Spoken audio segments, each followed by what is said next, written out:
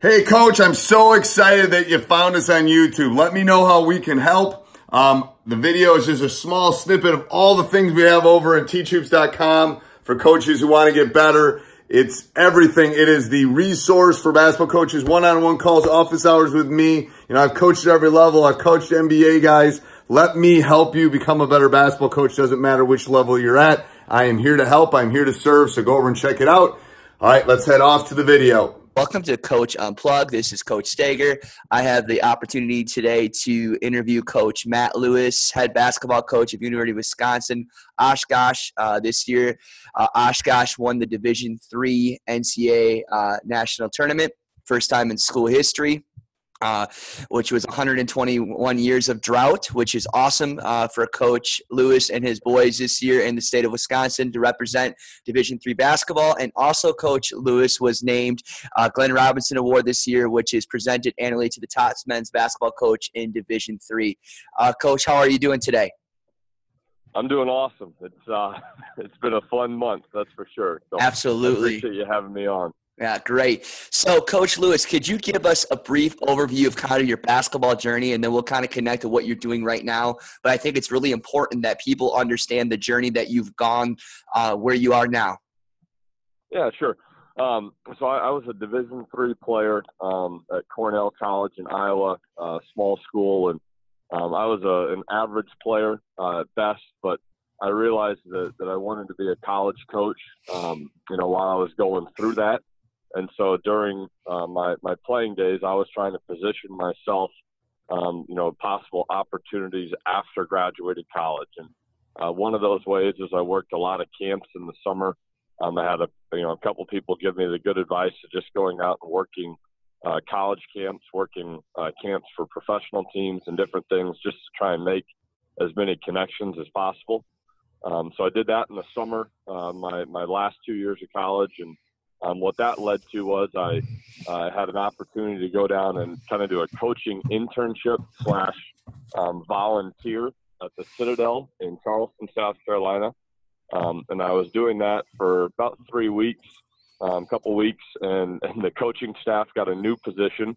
And so I was, nervous about what was going to happen to my coaching internship. I'd driven across the country, and what was I going to do?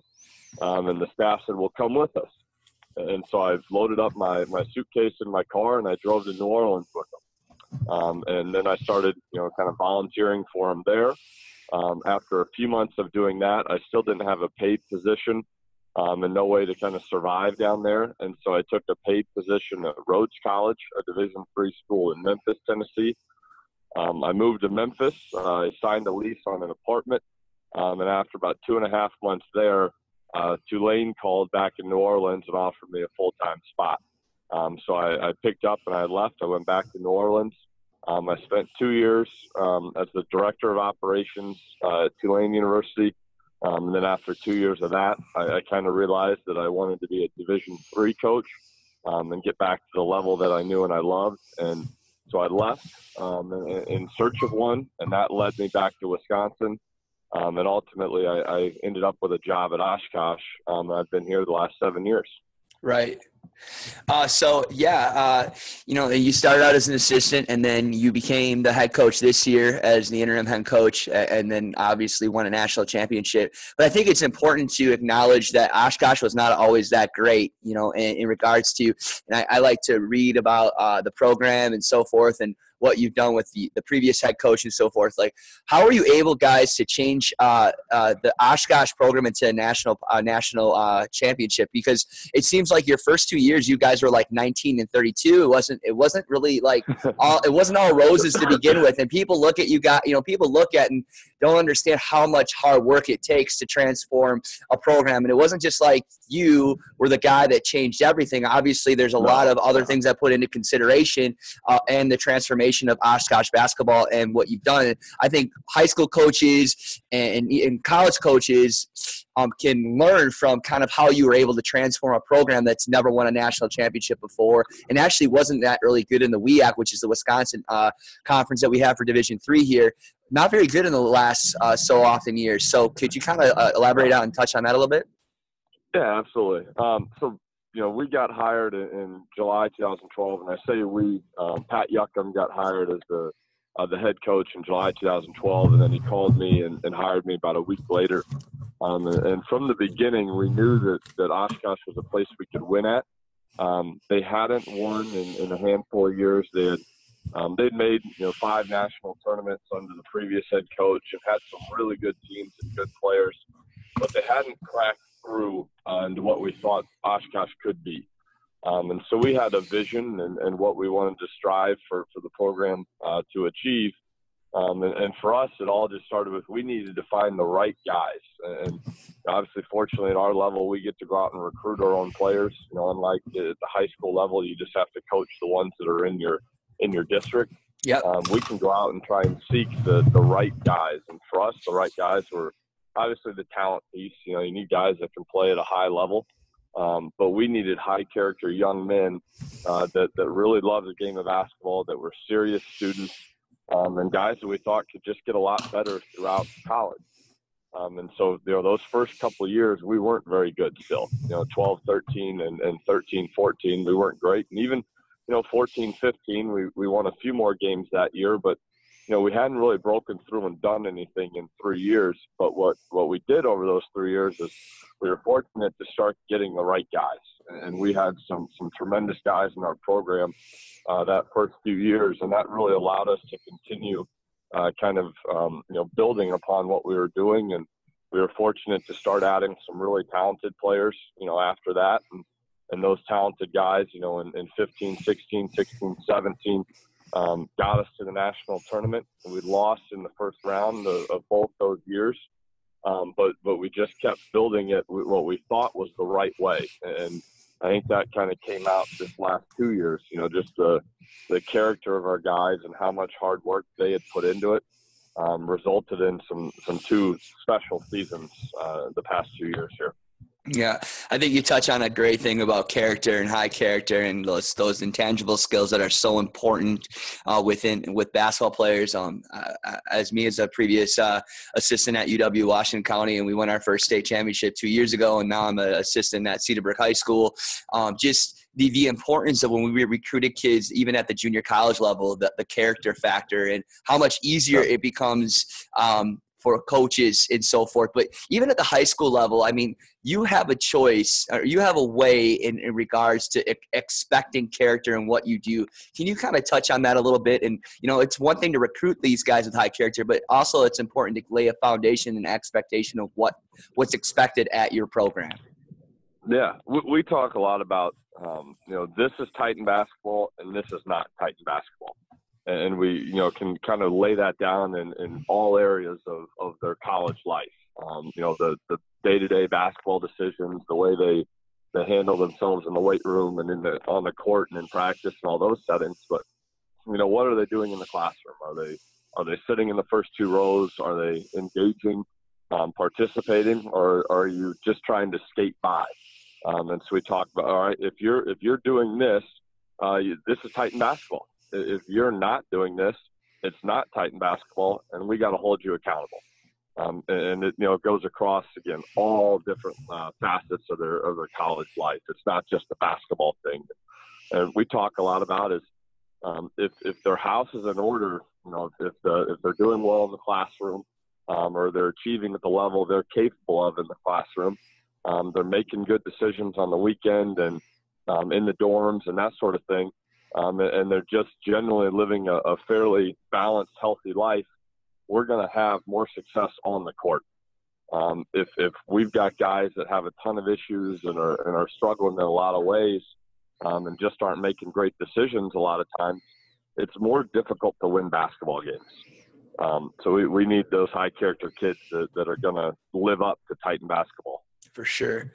And I had the luxury of watching you guys play this year, just one game I just went on YouTube, and I'll put this on the show notes, but able to watch you guys play. And I think one thing that for high school coaches, and maybe you can touch on this and I'll talk about some of the things I saw. But the first thing is, I think it's really important that high school coaches go and watch what some of these Division III basketball games played. Because I feel like it's almost like it's just a higher level of high school basketball, because you really still got to play as a team, and you don't have the ultimate superior athletes, and it takes a lot of coaching, and it takes a lot of unity to be really good. But it's really, if you're a basketball fan, Division III basketball is really fun to watch, and I think it's very, I would say, adaptive, or you could be able to relate a lot of what you do at the high school level, at the varsity level, that you could take some things from the Division III level more than, say, watching Division I, reading about John Calipari or Coach K. I think you can learn a lot from Division III. Yeah, I would agree with that. We do, we're fortunate in the WEAC. We've got some guys that are, maybe a little more athletic than what you're dealing with at all high schools. But they don't necessarily come in that way either. I think one thing that's always intriguing or fun for coaches that come and watch is you've got guys that maybe they're familiar with that. Oh yeah, I remember this kid from when he was a senior in high school. Yep. And now they see him when he's 22, 23 years old, and they're like, holy cow, like that's not the same kid. So it's something fun about Division III is, guys are truly investing 4 or 5 years into themselves, into a program, and you're getting to see, that more finished product later in their career. And I've gone to a lot of coaching clinics and listened to a lot of different, high level basketball, and I watch a ton of NBA, and there's no doubt there are a lot of concepts that we steal and are really, really good, much better than stuff that we can come up with. Right. But sometimes it is hard to translate those concepts to, just not as an athletic of a kid. They talk a lot about being in specific spots and passing in a specific way because there are guys that can catch it here and there. And like you don't always have those guys at the high school level or the Division III level. You have to try and think through what your guys can do. Now, again, it's one of the reasons we won this year is we had some guys that probably shouldn't have been at our level. And so we were able to maybe do some things that we maybe can't do every year in Division III. But it's an enjoyable level. I mean, there's a reason that I left Division I and came back to D3. I think there's something that can bring a lot of joy to coaches at this level. That's a great insight because, a lot of people on our podcast are always pursuing different things. And I think coaching is all about the right fit and so forth. When watching you play, and I was just talking to another coach at a previous podcast about the Dick Bennett theory of you really got to be good at 3 things and so forth. And the 3 things that I saw, and you can elaborate or adjust the things that I saw, 3 things that I thought you guys did really well, and maybe you can touch on those, is I thought you guys did a really good job of getting the ball in the paint, using the ball screen, especially in the top of the key in transition, and then your 3-point shooting, which was at almost a 38% shooting the basketball this year in total. So how do you master those things in practice, or how do you get those things to happen in game-like situations?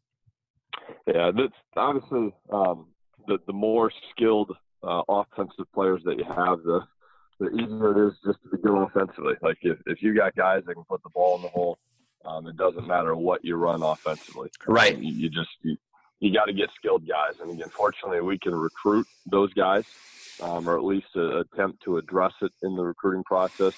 And then when they step on campus, we try and hone the skills and get better at them. In terms of shooting the basketball, one thing we think is, and we believe strongly, is guys just have to get themselves stronger. There's the eternal debate over how much time do you spend in the weight room. And, a lot of people now are, okay, you need to invest a lot of time in it, but you still get some kids that fight you on it. And what we keep telling guys is the stronger you get, the more athletic you get, the better you're going to shoot the basketball. If your body wears down over the course of a season, and now your legs aren't quite as strong, or your upper body's tiring out, or your overall health isn't as good, you're not going to shoot the ball as well come, February, March. So the weight room's huge for us just because we do think that, it helps guys shoot at a higher level. Throwing the ball in the post and driving the ball into the lane, that leads to a lot of the type of shots that we want. We want a lot of open in-rhythm threes, and we want a lot of stuff that's 6 to 8 feet and in. And so we were fortunate to have a really good big kid this year that we threw the ball to a lot. And our guys were very unselfish, and they just kept feeding him. And if you watched our national championship game, or if you have a chance to, His name's Jack Flynn. He's an Appleton West guy, so he's a local guy for us, and he played an unbelievable game in the national championship, had 33 points, and our guards just kept throwing in the basketball, so they were incredibly unselfish. But we try and get the ball in the lane, through the post, through attacking and closeout, through cutting. We got a variety of guys that are strong and athletic for their positions, and they just cut hard into the lane. So we emphasize that in just kind of the motion that we play. And then, we do some other things that I think, probably supersede those is, our guys just really bought in on the defensive end. Yeah, that was one thing, too, that I had down as well is defensively it was very impressive. But you can keep going on that. Yeah. If you looked at our numbers, like we scored several games in the national tournament. We played in the hundreds and gave up 80-something. And but if you looked at our points per possession, we were fairly efficient when it came to that. We were playing a higher paced game. Yep. We like to play with pace and throw the ball up the floor and attack. And we thought we had some talented guys on the offensive end, so we played with pace. But then they bought in at the other end, and they realized that the more stops we got, the easier it was to score. If you're constantly having to inbound the basketball, take it out of the net and inbound it, you're playing against a set defense, and that's difficult to do against any good team. So I thought our guys did a great job defensively buying in. Right, for sure. And that's funny because that leads to my next question, because I did look at your numbers. And this to me, and you talked about stopping possessions and getting more possessions by making stops. Your rebound numbers are very impressive this year, 40 a game. Suggestions to other coaches to get numbers like this. Obviously, the whole idea is if we stop them, we get more possessions to score, and it's a numbers game and a math game. But is there any other suggestions? Because sometimes rebounding is really hard for coaches to get kids to buy in. Yeah. I think it's something that you truly just have to focus on every single day. We don't do full on like 3-on-3 numbers rebounding or war rebounding or anything like that. Just because we don't want to put our guys in compromising positions in practice when we don't need to. Right. We'll do some 2-on-0 where we're just kind of we've got pads and we're just telling guys at the beginning of practice they got to hit the pad, and then we rebound the basketball and we outlet and we run, just to emphasize that piece. Mm-hmm. But what we really lock in on is every time we go live, if there's a drill that's live, then we have to be on them about finishing plays. And sometimes as coaches, it's the thing that goes out the window, right? You're so focused on what we're doing offensively, or you're focused on certain concepts defensively, and when the shot goes up, everybody in the gym just kind of is like, okay, somebody will grab the ball and we'll get it back to the top and we'll go to the next rep. But maybe the most important thing is how are we going and finishing the play? Right. If you've got a really bad defensive possession, but one kid makes an effort play to contest a shot, force a miss, and then you have all 5 guys go and gang rebound, well, that can still be a really good defensive possession. Absolutely. So I think, you got to emphasize it like crazy. And the same thing on the offensive glass. If you're not constantly, coaching guys to go hard to the glass and then really being positive with them when they go, even if they don't get the offensive board, like if they just go and really compete, then you gotta build them up and tell them, yes, that's what we need right there. That's the effort. Because it's easier just to stop and reset the next possession in a practice setting. But we all know how important rebounding is. So you gotta take the time to focus and emphasize it. Was that you who emphasized it, or did you have like kind of one of your assistants kind of constantly evaluate that during practice to constantly have that eye set on rebounding, or was it just an overall culture thing, or do you understand what I'm saying? Because Yeah. It was a combination of things. We tried to each day in practice to assign certain things for coaches to look at. We're fortunate to have most days we have 5 coaches at practice. Some days we only have 3 or 4. We've got a couple.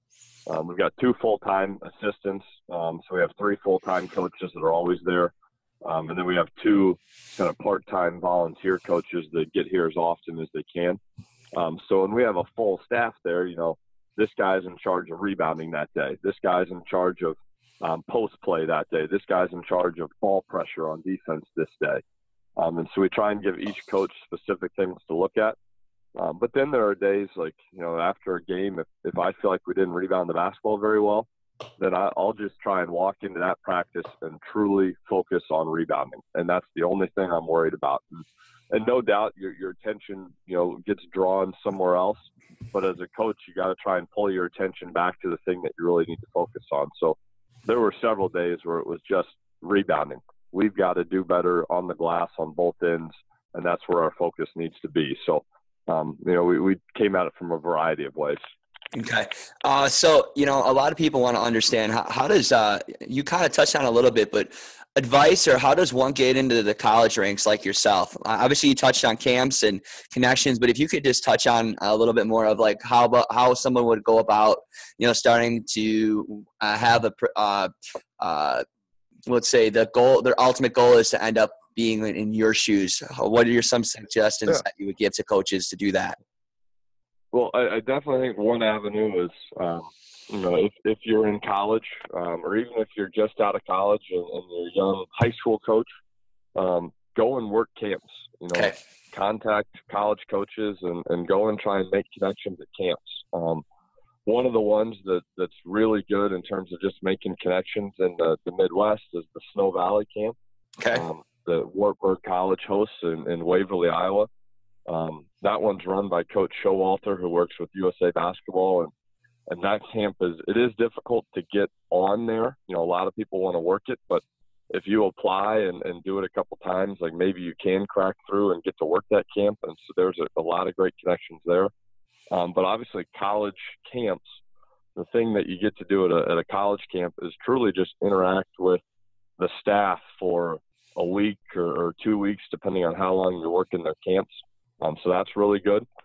I think just trying to network as best you can, and in terms of going to coaching clinics, whether it's the state clinic and trying to interact with other coaches, reaching out to college coaches and trying to go and watch practices.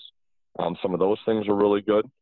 I would also say, like, you also have to kind of do your research in terms of who you may have a connection to without realizing it. Like, did you play for a successful high school coach or a guy that has some connections and he may know someone? Can that person help you get connected? So you do have to try and search through that. It's the college coaching world is definitely something that you got to try and get your foot in the door. It's tough to just straight apply for college coaching positions and have them pick your resume out if they don't know you. That just doesn't happen as often as we'd like it to. No doubt there's a lot of talented coaches that apply for every job, but that one of the tough things as college coaches, you have to sift through a bunch of resumes and find out who you think is going to fit your program the best. Mm-hmm. And usually what it comes down to is, has a guy been recommended by someone you trust? Do you know that guy? Do you have some sort of connection to him? So you have to try and do your homework and make connections and find out if you have any connections. And if you don't, then you got to work incredibly hard at making them, because it does come down to kind of who you know a little bit. But you can, there are a lot of great examples, I think, of right now of people who didn't play college basketball, who aren't coaching collegially. They're high school coaches and they're climbing their way up. Obviously, the most notable one right now is Nate Oates, who's a Wisconsin guy and coached high school. He coached college a little bit here in Wisconsin at Maranatha Baptist in Whitewater. But then he coached high school for a lot of years in the Detroit area before finally cracking through at Buffalo. And now he's the head coach at Alabama. And, that wasn't that many years ago. He was coaching high school. Our new assistant here, full-time assistant, who I hired a year ago, he's one of my college teammates. That's how I know him. But he was coaching high school for 9 years. He was a head high school coach the last 9 years. And he'd never coached collegially, but I knew him and I trusted him and I knew he was a good coach. And so that's kind of the direction we went when I was able to hire another guy last spring. So I know I threw a lot out there. That was a long answer. No, that's a great answer, because I would even say from being a head varsity basketball coach, getting my first big job, it was connections of knowing people in that community that was huge. You know, connections with my previous experience high school coach, my other athletic director that I coached before that. You know, all those connections and knowing people ultimately helped me get that job. And then the D3 job, assistant, you know, that was because the coaches looking to recruit some of my players and liked my philosophy. And then now with my varsity assistant job, having little kids right now is a perfect fit for me. You know, that was because my high school teammate ended up getting the head job there. So it really comes down to building your experience, but also building connections at any level. So I just don't want people and listeners to think about, okay, well, this guy's a D3 coach and this is only can I apply it to college. I think totally high school ranks too is that it's a community, it's a tight-knit community more than people think. How most people that are around the game of basketball they know each other and they are interconnected, and it's all about really building connections.